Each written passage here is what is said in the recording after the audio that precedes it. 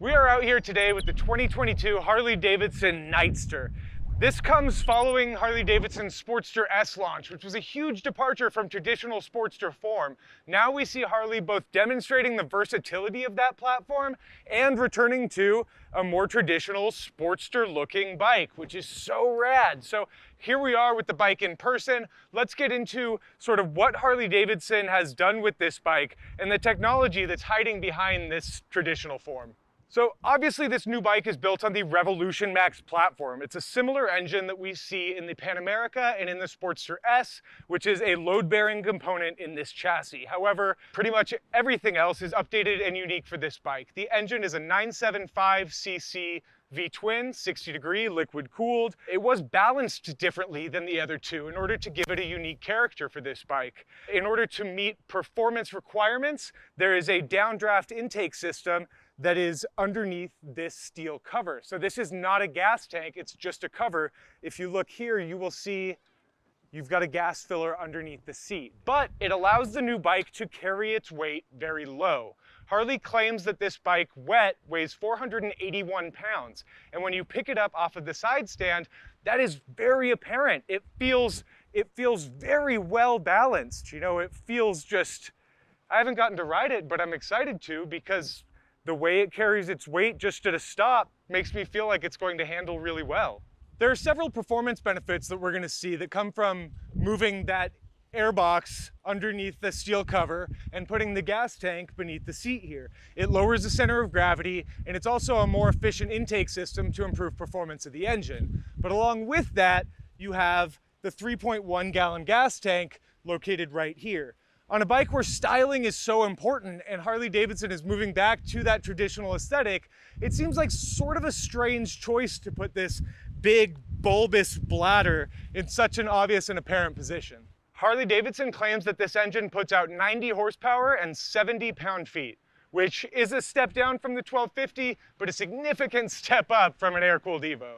Looking at the handlebars here as they compare to the Sportster S, you see an analog gauge also are a bit more simple. You don't have the heated grip controls. As you don't have the digital display, you don't have the media controls on the left side. So you do still have sort of a chunky housing here, but it doesn't have as many buttons and quite as much going on as the S does.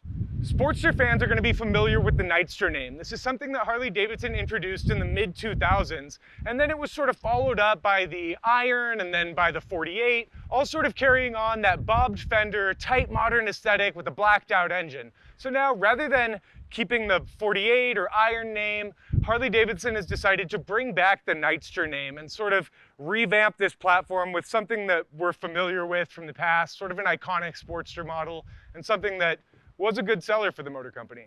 So some things that Harley-Davidson has done to sort of return this back to a very classic Sportster form are the rectangular steel swing arm. You have the outboard shocks here, which look to be longer than a traditional 883. They look about the length of a Sportster Roadster that we've seen in the past. So that picks it up a little bit more. You have mid-mounted foot controls. Again, the classic shape of the cover here, but that is just a cover. And while from this angle, dead on the side, it looks really good and it does look sort of like a traditional gas tank. When you sneak up on the bike and you look from a forward angle, you can see wiring, you can see components tucked underneath there, and it doesn't really have the same classic aesthetic that you do with a front tanked bike. Up front, you have 41 millimeter Showa dual bending valve suspension. This is non-adjustable, similar suspension that we've seen to Harley-Davidson's touring line with the dual bending valve technology, something we've really enjoyed. It's always performed well in our testing. Out back, these dual outboard shocks are preload adjustable. If you take a look here, you can see there's a lot of adjustability there for the preload. You can really tighten that down and just stiffen it up if you want to. When you sit on the Harley-Davidson Sportster S, the bike really disappears from in front of you. Traditional Harley, you have the dash, the gauge, everything is right in front of you when you ride. And the seating position of this is much more similar to that traditional style than to the Sportster S. You know, you do have the gauge system, the headlight cowl, and everything sort of in front of you here that you can look at and see and experience while you're riding, as opposed to that S, which it sort of drops out and you're just aggressively in front, just looking down at the front wheel. some things that we can hope to see when we ride this bike. Given the more traditional wheel sizing, we believe that it should be a bit more nimble. That narrower front tire, we imagine, won't be quite as twitchy, quite as immediately responsive in the turns, but should drop in a little bit easier and allow entering those turns to be a little bit more fluid. So obviously with the Harley Davidson, so much of the presence of the bike is in its sound and feel, which is a lot of the appeal of ownership. So let's get into the Nightster's exhaust note and the engine vibration. Harley Davidson was very intentional in not perfectly balancing this engine to retain some of that classic Sportster feel. Let's start it up and see how they did.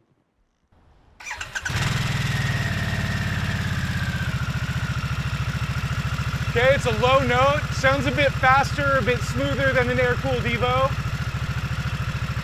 You get a little bit of pulse from the engine here in the seat, not a lot of vibration.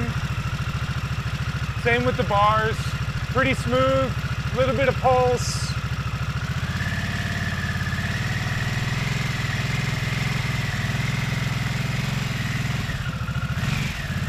There's a middle zone in the revs where you do get some of the vibration, but even just going a little bit, it seems like it starts to smooth out. So it's definitely a different note, different sound than the Sportster S. It's a way different sound than an air-cooled Evo Sportster. So let us know what you think of the note in the comments. And if you get a chance to ride one of these when they become available, let us know what you think of the vibration and how Harley did with tuning that.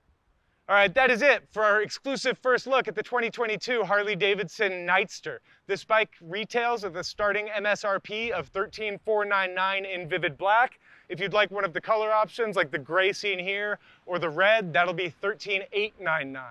At the end of this month, we are heading to the press ride, where we will be reporting back with a full review for you on cycleworld.com, so stay tuned to find that there.